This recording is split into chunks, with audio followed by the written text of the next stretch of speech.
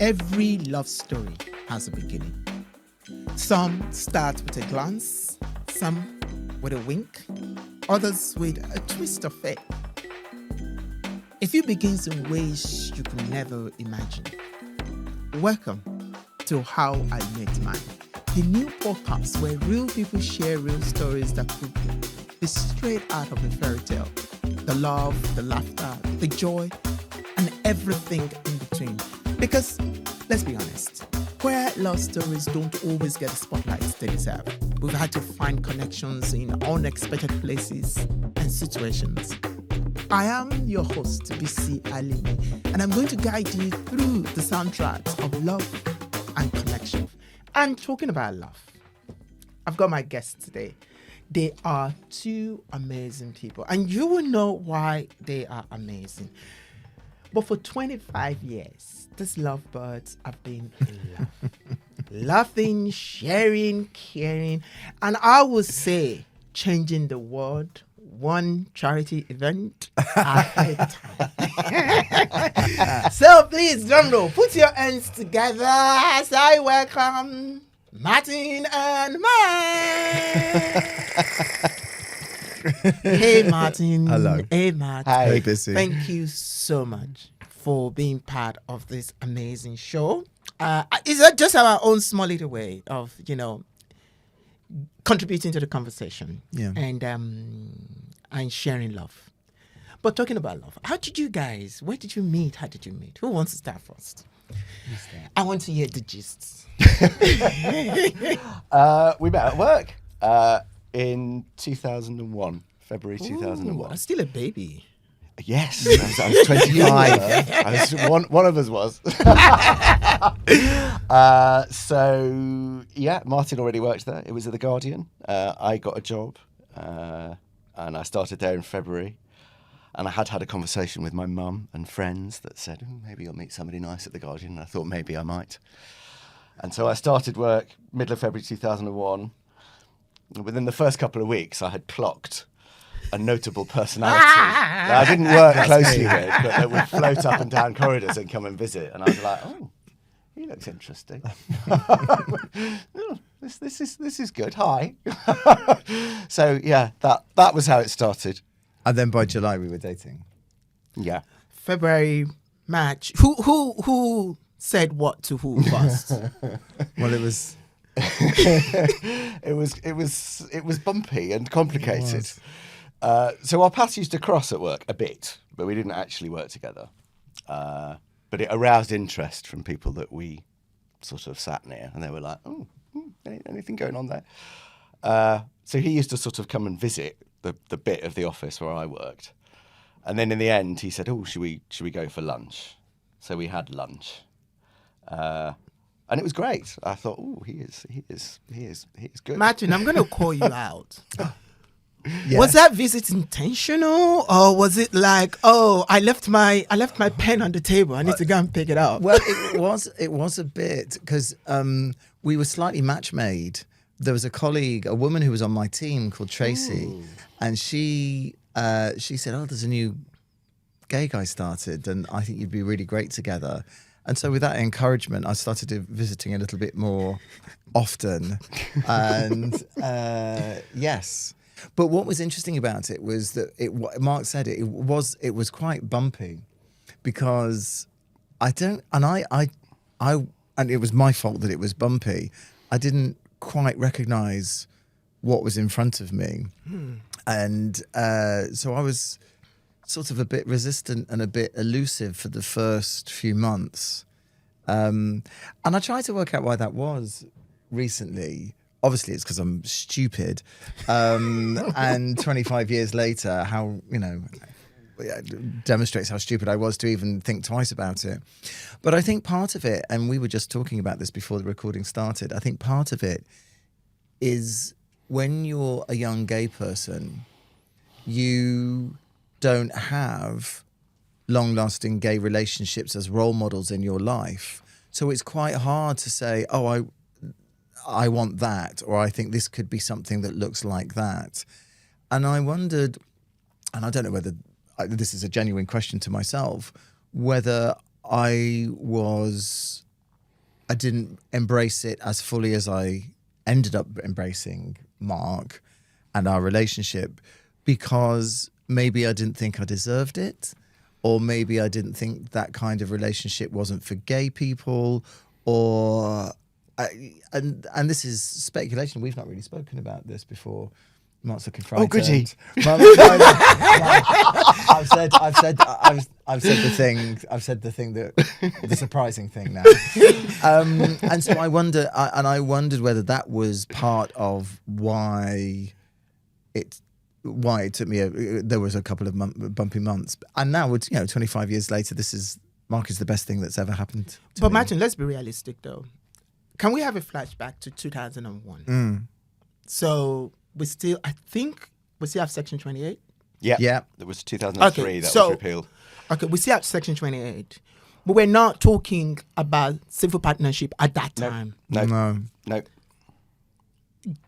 Don't you think that Yeah. feeling is kind of justifiable? And I don't know if how many people do actually understand what Section 28 was at that time. Maybe we want to, who wants to help us in a small way explain what Section 28 was and how that could have, or that played a part in the way that a lot of queer people perceive themselves and relationship at that time. Yeah, well, Section 28 was a law passed by the Conservative government, Margaret Thatcher's government, a law passed against gay people, saying that gay people were a pretended family relationship, important actually, and relevant to what we've just been discussing, pretended family relationship, and local authorities were not allowed to promote this pretended family relationship to schools, or they weren't allowed to promote it in any way.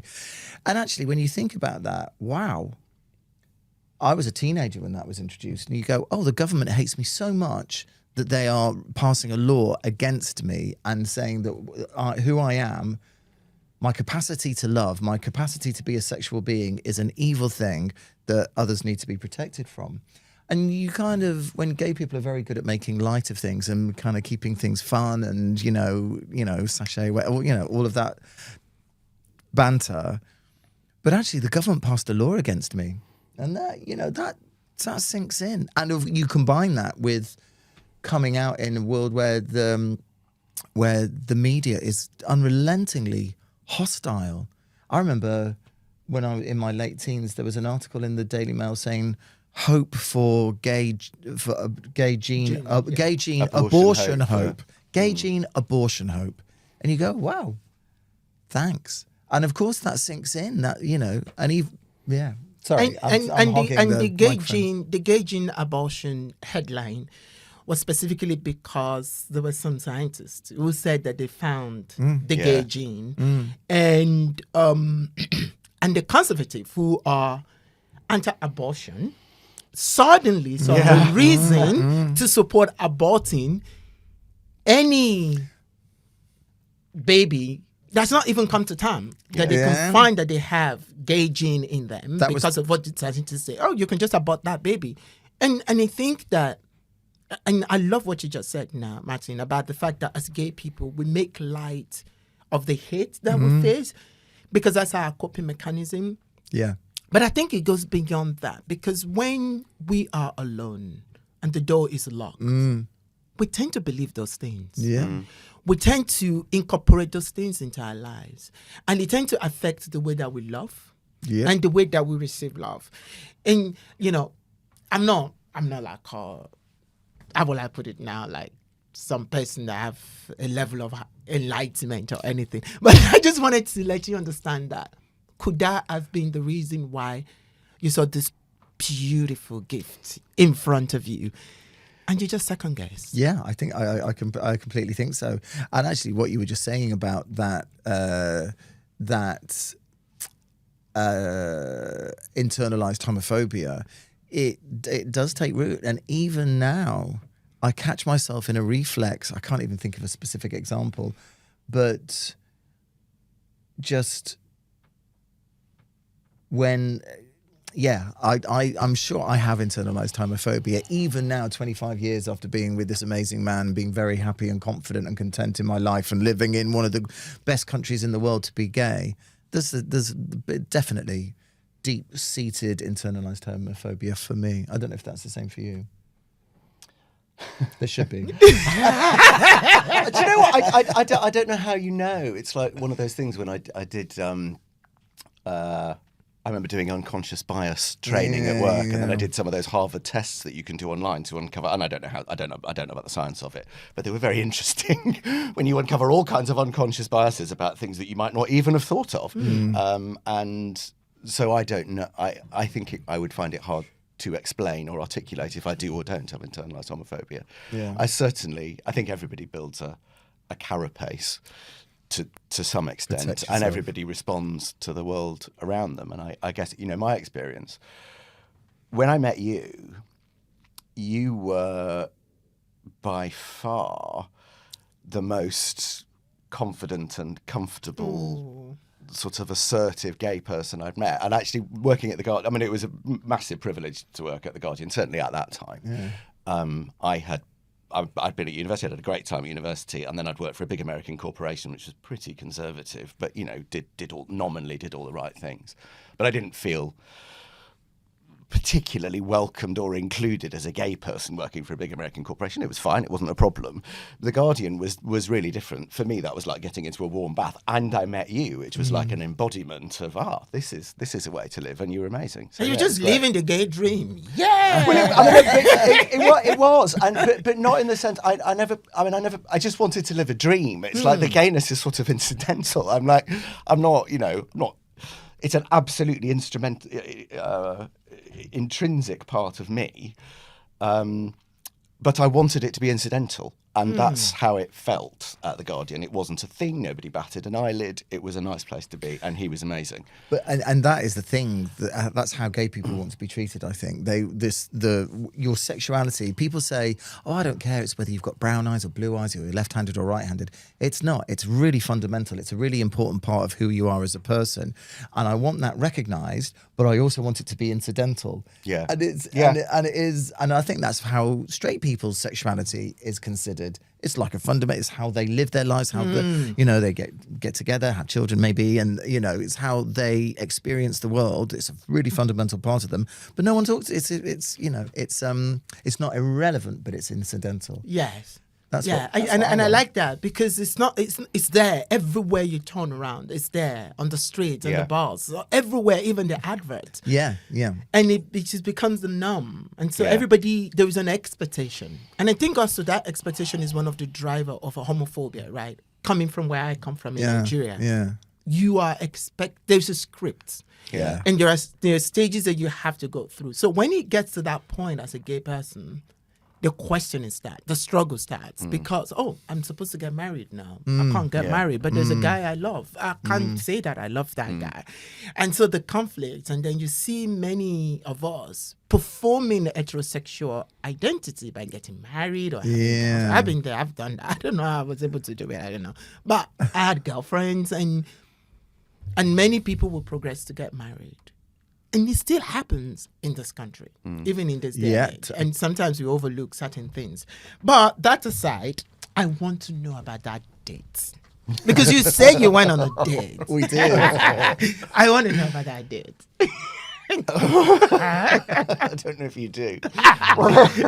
Spill Not that Well, day.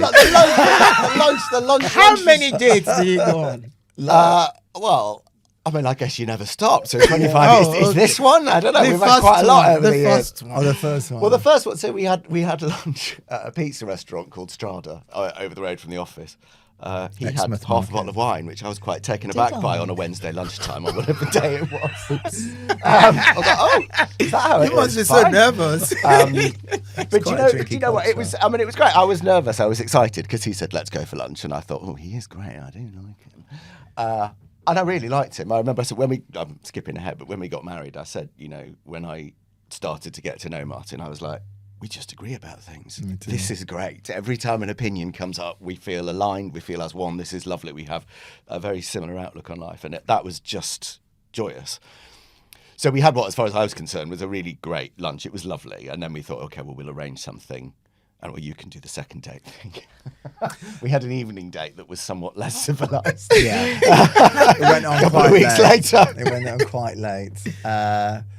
That's it. No, you Getting cannot. that day. There was more than a half bottle of wine involved, and it went on quite late. And I think at that time, because we'd had lunch together and we talked about our worldview, politics and how we see the world, that was one thing. And then at that time, we both really did like a party. And so we explored that side of our shared interests on our second date. Yeah. And so you kind of the yin and the yang of that kind of thoughtful, what do we think of the world? First date. And then second date, less thoughtful, more primal. No. Well, it was very chatty. It was. Well, There was a lot of, it's nice getting to know a new person and thinking, oh, this is all clicking into place, and it's very nice. And literally, This is a much nicer way of saying every it. conversation. Well, we weren't. I mean, there's no pretending we weren't hammered. Certainly by 4:00 in the morning, but it remained joyful in the sense that every topic that came up, I was like, well, he's saying the right things, he's doing the right things. This is great. I haven't had Was a date it like that this for a long during time. getting hammered that somebody said, "Will you be my boyfriend?" Or did you have to wait a long time? That didn't come for a while, I don't think. No, 'Cause it it then drifted and all went a bit wrong after that. That was the bumpy part. When we became boyfriends was on the 1st of July, which was my birthday and was also Pride. So in a funny way, that's actually our Yeah, get-together it is. anniversary, the 1st of July, which is also Princess Diana's birthday. So it's a day of mixed emotions Such for a us. princess relationship. I love that. Debbie Harry? Oh, and Debbie Harry. It's her birthday. I'm Pamela Anderson. It's a good birthday. So I think that's our anniversary. Yeah. And, Our getting together anniversary. and so, be my boyfriend happened, and then it was just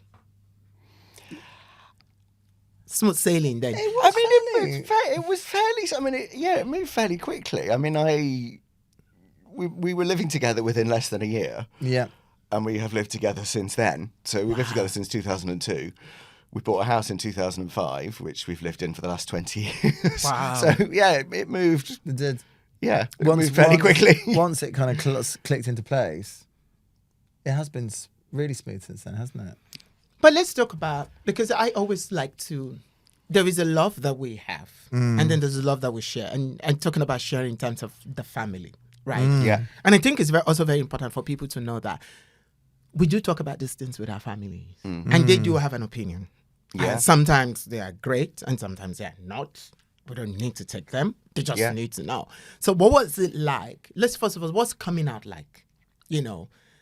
Because I'm sensing from both of you that you are quite from a very progressive family. Yeah. And I'm picking that up from what you said, Mark, when you said, you told your family that you just got this new job. Maybe you find a man. So you can have that conversation, which is very liberating.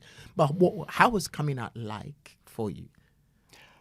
I think probably different for both of us. I mean, we present quite differently to the world, I think, and it wasn't a bundle of fun. I mean, so I went to a Catholic Christian Brothers school in Liverpool. There were nice people there, there really were, but it would have been absolutely unthinkable that gay people did not exist at all. My family background is, to my mind, liberal, enlightened, perfectly accepting. But the school and the external environment in Liverpool in the 1980s and 90s, it was absolutely unimaginable. And it would have been, social death. I don't know what the consequences would have been of being an out gay person. It was absolutely unthinkable.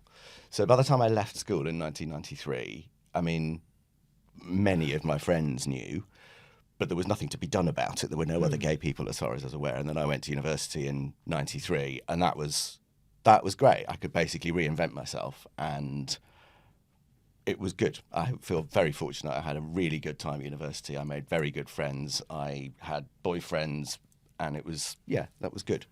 But I had to wait till then. I had to wait to move away. And, I left Liverpool and never went back.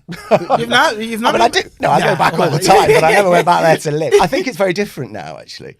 My family are great, and I always knew they would be, but it was complicated and messy, and I wouldn't have wished that experience on anyone. What was it? You get robbed of your ability to express a big chunk of your emotional and sexual being as a teenager that straight teenagers at the time could share, would be encouraged, would explore together. And as gay ones, you just sort of shut it all away. And so I did sort of explode at university. I mean, not literally, but you know what I mean. So I had a very good time throughout the 1990s in Oxford and London. It was good, but I had to wait. But I think people often say, "Oh, it's so much better now. It's so much better now than it was," and it is. It is so much better now than it was. But still, I hear very good friends of mine whose children come out to them as gay, and they're very liberal. I worked with them at The Guardian. They're super lovely, lovely, lovely people. And when their 14-year-old son came out to his mum as gay, he was in floods of tears. So as much as things have changed, it's still a traumatic thing, even in a really liberal household. The world is so clear that being gay, being queer, is second best, is the thing you don't want to be, that children are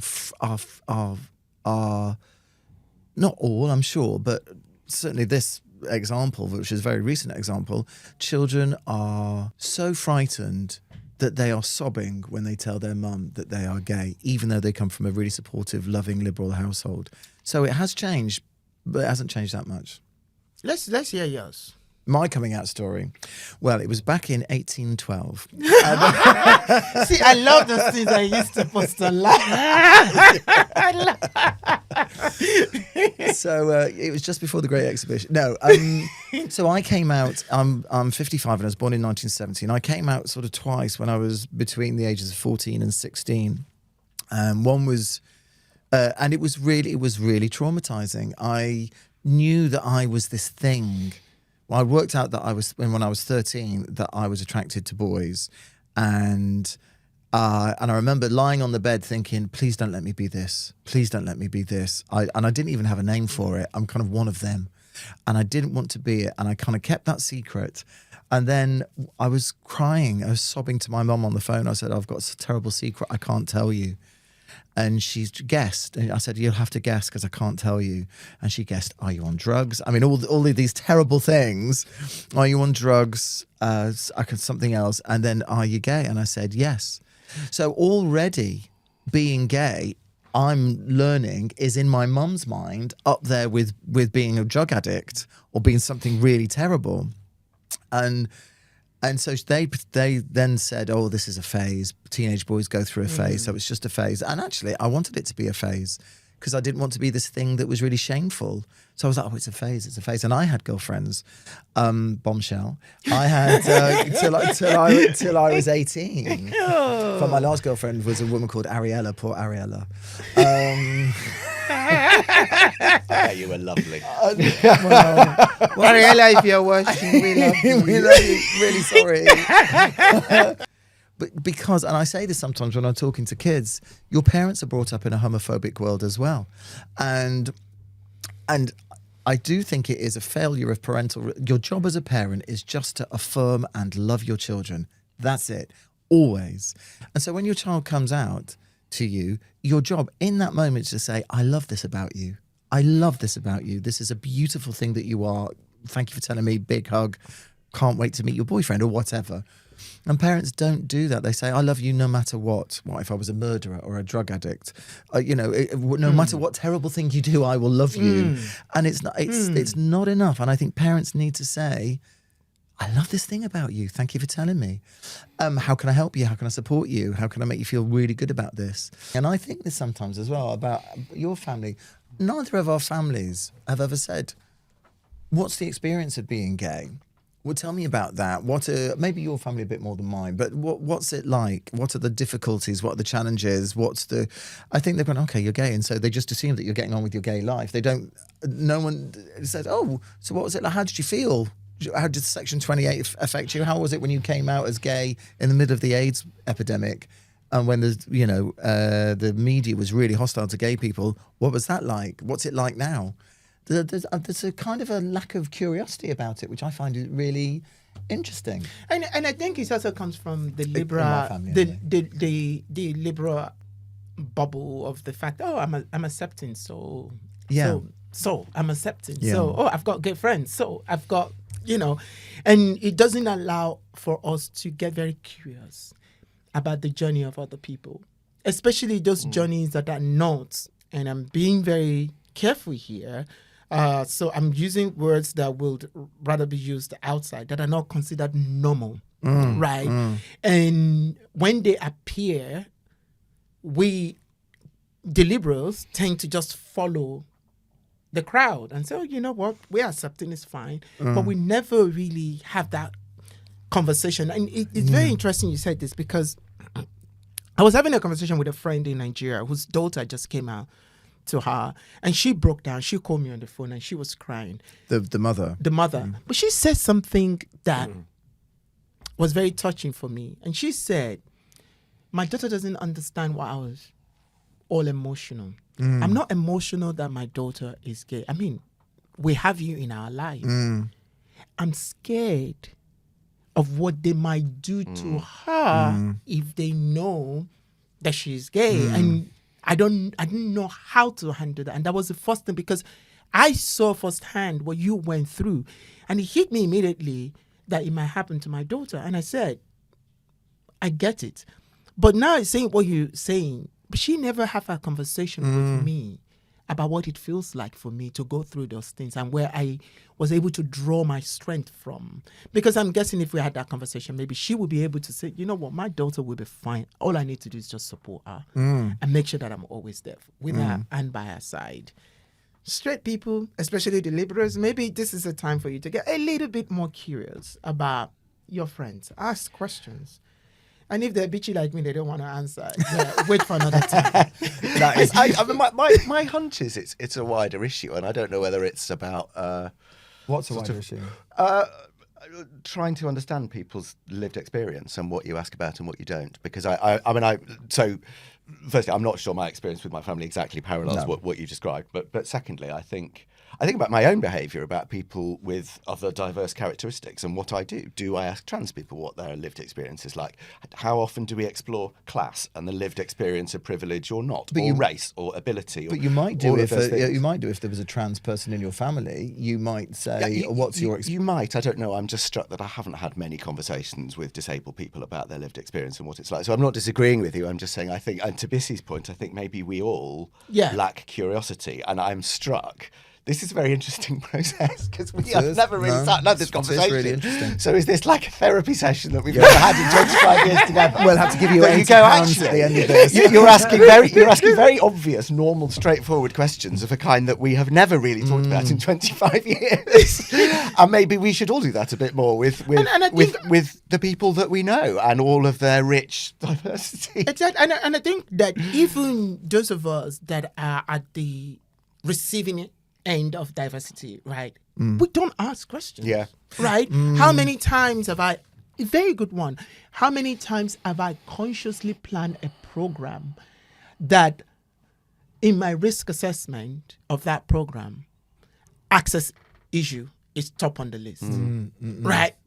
And I'm the black gay guy who has this double issue that I carry around, and I'm so buried in my, oh my God, everybody hate me, God, that I don't take time sometimes to say, wait a minute, I can walk on my 2 feet. I can get around, but there is a black gay person with disability who can't get on a bus, right? Am I even asking that person? So when I'm hosting a party and there are steps and there are no free access, am I even thinking about my friends who would not be able to come? And there are so many people that will not go to event because they already know nobody thinks of them. Yeah. And then we get grumpy about, I invited them and they didn't show up. Yeah. But we never really get curious. But moving on. Well, just to wrap up on that question, I still think family saying, what was it like when you came out, that's not a family. Well, close friends would know it anyway. I don't think that's an unusual, or I don't. I think I think you can expect your family to say, "What was that like?" Mine never have. Okay. I think it's a conversation you should have. Yeah. Well, I hope they don't watch this podcast. Slacking them off. Love your family. I love you. Luckily, Christmas has just happened. So, the date, the boyfriend, and then the wedding. When was it? Because you hinted at it a little bit. When was it? How was it? And I mean, Martin sitting here with everything Lady Diana. I'm guessing there must be some royals. Some royals at the wedding. Was it on BBC?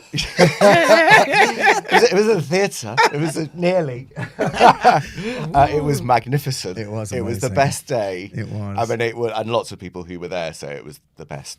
I mean, they would say that to us, wouldn't they? But it was absolutely brilliant as a joyful event, and to be able to share, our happiness and pride and comfort with ourselves, with friends and family, and to be celebrated and recognised legally. It was fantastic, and it was a really good party as well. It was just great. And it was quite lavish, and it was kind of not grand. Can't think of exactly the right word, but it was on the roof of the National Theatre. Then we put everybody then we put everybody in a boat and put them on the river, and then we went to a church, a deconsecrated church, which is part of the garden. Yeah, the gardening museum by Lambeth Palace, and we had the reception of the disco there, and it was very. It was grand in a way. And the reason why I think, first of all, that was just quite fun and it was a bit glamorous. But the reason why I think that was fun, it's kind of significant. I think it mattered that our wedding, our love, the formality of us getting married was done in a confident, incredibly visible, stylish and glamorous way. And I think that was that wasn't a superficial thing. I think that was really important. It's who we are as people, and I think it was really important that when we did it, it was. Well, I was very lucky that you just left the Guardian with a big payoff. So. You spent everything on the wedding. I did. I thanked the Guardian, the BBC, and the changing media landscape for making the day possible. What year was it? 2010. 19. So that was like 6 years after civil partnership. I guess it must Because be. civil partnership was don't even know. 2004. Okay. Was it? I thought. Yeah, that So was it took Tony a while. Blair. I mean, we right? had been talking about it for ages. Well, I asked him every day since we met, basically, to get married, and Mark who doesn't like fuss. I really like fuss. Mark was like, he just didn't want to he wanted to be married to me, I think. I hope, but he didn't want to have the fuss of the actual day, like doing the seating planning. You can't sit Auntie Beryl next to Uncle Jim, and what about dietary requirements? And he said, "Oh, it's just a lot to think about." And I was like, "Oh, it's going to be great." And so I asked him, sort of every day for a couple of years, and after a while, the magic of that wore off. And then he said, "Oh, well, we haven't got the money to do it. You can't get people down from Ireland and from Manchester and from ask people to give up so much of their time to come and coming to our wedding. You have to do it properly, so you have to look after them. We haven't got the money to do with that, so we'd have to take out a bank loan." This is before he left the Guardian. We'd have to take out a bank loan, and so let's see what happens to interest rates. And I thought, well, that is not the most romantic thing I've ever heard, but okay. And then in the end, I asked him I said, "Please, can we get married?" And then in the end, he went, "All right, then."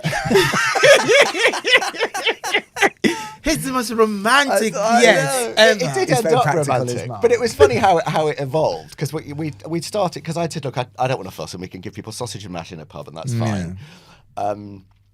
And then with the passage of time, exactly as you said, I was like, "Well, you can't ask people to come down from Liverpool and get a hotel and all that and give them a sausage. You need to do this. Be a little bit more generous than that." And so it sort of crept, and then we had this massive piece of good fortune that I got made redundant after 10 years and got another job immediately. So we were like, "Oh, okay. It was the universe saying, now It is was. I think it was also Martin had said we have to do this before I'm 40 Yes. or we don't do it. And we did it with 9 days to spare. It was. So there was a surprise 5 years ago. How were you able to pull that off in lockdown, right? And without him knowing. It was I've only seen TV dramas and films about people having affairs, but that was basically where I got my lessons from. That's what I imagine it felt like. So the backstory was it was Martin's 50th birthday in 2020.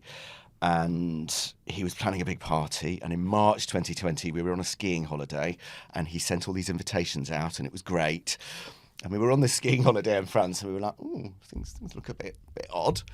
Oh, okay. Well, anyway, we'll go back. Send the invitations out to this flashy party he was going to have. And he sent a lot of invitations out. And we came back on the Eurostar and I never realised I would never go back into the office, never see my colleagues again. Months passed before we left the house. The party didn't happen. But in that period, I thought, well, I can't just let his 50th birthday pass without anything. And so we've had this thing where for a few years we might make little films for each other for birthdays and celebrations and things. But I thought, well, this is a big one. So I'll try and do something good. And I'll try and so basically I thought, well, I'll get on his laptop when he's not looking and I need to get all the addresses of the people that he invited to the party and I need to get them all to do something in a video because he's not going to get a party. And frankly, for his birthday, he had 5 people in our garden. Happy 50th birthday. I know. We didn't even have 6. You would have been allowed 6, but you had 5. That was one for every decade. Brilliant. My Not 60th popular birthday enough is to gonna have be 6 amazing. people that the law permitted. But anyway, I'd taken inspiration from a leaving do. I worked at the BBC at the time, and one of my colleagues had a leaving do, and quite a good creative person had put a video together essentially of people lip syncing over a music video, and I thought, okay, I'll do that. So he likes Madonna. Some of the small amount of pop music he likes among a sea of classical music. So I started putting feelers out. What is your favourite Madonna song? Turned out to pick the wrong one. But, it's like a mediocre Madonna song. But I thought, well, I'll find all the people that went to the party, and then I'll try and somehow get a film. So it's in lockdown. It's quite a fun thing to do. But could you all send me a clip of you miming, singing, dancing, doing anything to a bit of this song? And then I will splice it all together, which was quite a learning curve for me, because video editing to get audio in sync to a fixed background track, I learned, was way beyond the capacity of what comes as standard on a MacBook. So, I had quite a learning process. So, I got a lot of people to do a lot of stuff. They were amazing.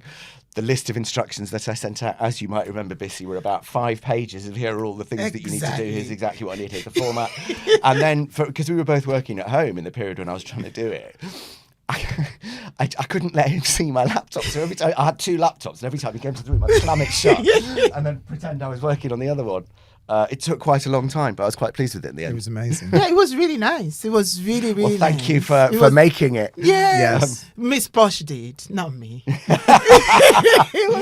She was brilliant. Miss Posh. It I was love Miss that. Posh. And Martin, you have such a very beautiful heart. And something that I really do want to talk about is about the amazing work you do raising funds for charity. Right? I mean, there's a part of it where you just want everybody to know, you want to sing Elton John. That's part of it. It's fun. We talked about this. But I think it's been more than 5 years, if I'm Yeah, wrong, longer. that Yeah. You've been raising fund, especially for the Bisi Alimi Foundation. And I think last year or 2 years ago, you included the LGBT refugee in Sudan. in Sudan and also in the Kukuma camp in Kenya into it. What really was the inspiration for you at that moment to say, you know what, I need to raise funds for LGBT people in countries where it's so hard to begin? Oh, it's a big question. So I think we only have a short time on the earth. And I think that while we're here, we need to do what we can to make the world a better place, even in a little way. And through you, actually, hearing about the experience of LGBT people in Nigeria and other parts of Western Africa, other parts of the world, really. I just think that it makes you look at your own experience of it, and you think, gosh, I'm so lucky, even though it's not perfect, I'm so lucky compared to other people in the world. And the injustice of it is so wrong, because really being gay is just your capacity to love, and it's your capacity to be a sexual being. How can people be so cruelly treated because of that? So through contact with you, I thought, well, here's a way that I can maybe, in a small way, make the world a little bit of a better place. And you have the concert every year. Are we having one this year? We are having one this year in July 24th at Wilton's Music Hall. So book your tickets now. And obviously, whilst I'm sitting here feeling very saintly, saying about making the world a better place, I get to show off. And I wear my gold sequin jacket, and everybody claps me and stares with a at shoe, me. with a shoe. So I don't want to come across as super holy, but Taking one for the team. Yeah. I'm so good. Oh, and you're so good with it. You're so good. Okay, so there's something we usually do on this show, and it's a game. So you're gonna pick a card. And when you pick the card, you are going to read it and and both of you will have to answer the question. But one of you has to pick the card first. So, Martin, which card are you picking? I'm going to pick this one. Okay. And do I ask this question to both of us? Yes. So, the question... It's like blind date. It is. Mr. and Mr. What animal gives the same vibe as me? You say something really cute. Am I asking about you? I think we've got to do it both ways. So what animal gives the same vibe as me? And then I'll say what animal gives the same vibe as you. Is that right? Yes. Yeah.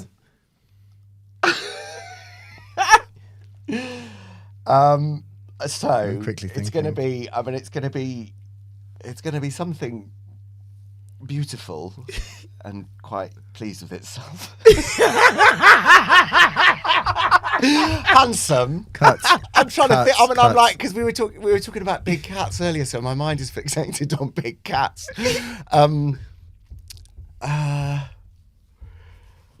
But cat is cute, and they clean themselves, Yeah, I mean, I'm just trying to pick a specific. Is it like a panther, like a something? Very elegant. But they're very quiet. I don't want a quiet one. It needs to be quite loud. Actually, so do you know what? Maybe I might just change that completely and go peacock. Because they're quite loud and really beautiful, and you definitely know they're there. That's the gold shoe of the bird world. There's an atmosphere now. And not Go for it. Go for it. Well, I was going to say something cute like a cocker spaniel, but I'm going to have to change that now. No, I'm going to say like a Tigger cocker spaniel kind of vibe, because one of Mark's most amazing qualities, which I absolutely love, is his endless enthusiasm for the world, and it's just brilliant. And his positivity, it's just great. And I think, and also cocker spaniels are sleek and cute and nice to look at, and very intelligent as well. And intelligent, and they're, I mean, yes. But I think the thing that Mark's qualities are super generosity and kind and compassionate. But I think which is a really important part of him. But I think the main quality is his positivity, energy, and enthusiasm. Oh. So, and I think cocker spaniels have got that. I'm not peacocks. Oh, peacocks are great. You're not going to hear the last one. No. Next question. This is terrifying. We might leave here in a very different atmosphere. Yeah. It's all been lovely until today. It's very lovely. Don't worry. If you had to sum up our relationship in one moment, what would it be?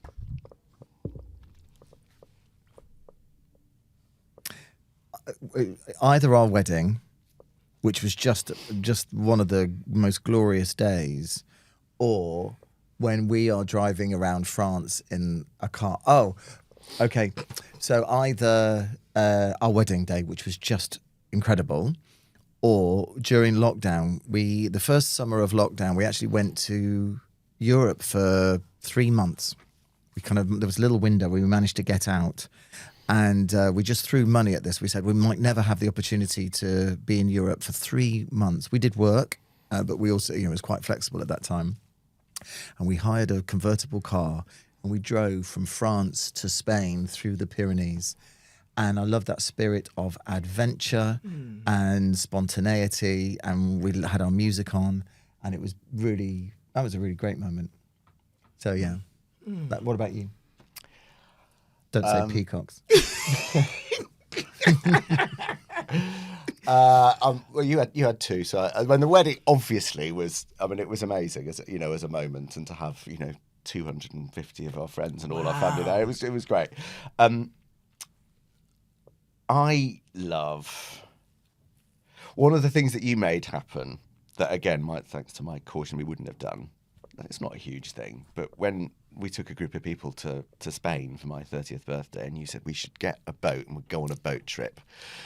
And you made the holiday happen, and you made the boat trip happen, and it's quite good chartering a yacht and going out on the sea in the sun. It's really good, and jumping off the back of a yacht into the sea together. This makes us sound much more lavish than we are, by the way. For the benefit of the tape, we live in a pokey house in Camberwell, but you can rent a yacht for a bit, and it's great. Just for half a day. That jumping off the back of a boat into the sea is amazing, or being on top of a mountain. We like walking, climbing. Yeah. That's really one good. thing I've learned from this, little things. Yeah. They do matter. It's not the grand. It's not. Yeah. It's just those little beautiful things that do matter, like the feather of a peacock. That's exactly what I meant. Next. See, we do one more. Let's do one more. One more round. Let's do one more. All round. right. Thank you very much. Oh, if I told you I bought something crazy, what would you guess it is?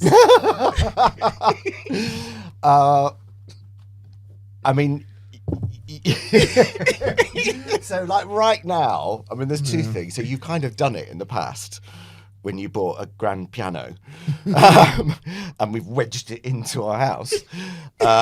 So there's that. But like right now, it would be a piece of outrageously overpriced classical music on vinyl for hundreds of pounds. Yeah. So we have this joke that at Deutsche Grammophon, the label that they record a lot of classical music on vinyl, that there are two people who work there called Helmut and Dieter. And they just laugh with each other all the time about the thing that they've managed to make the idiot Englishman buy for hundreds and hundreds of pounds. It would be that. Helmut! You never guess what he's just bought. I can't believe it. It's so stupid. You buy any old shit. The thing that he would buy would be a vintage Citroen car, which would not be a sort of crazy indulgent, but not a crazy thing. He's absolutely in love with engineering and 1960s and 70s and 80s vintage Citroen cars. So that's what he would buy. I might yet. Yeah. Okay. Oh, you never know. One might be waiting for you at home. Well, actually, he has made it possible, so I could do it. I might do it. What is one emoji that perfectly represents me?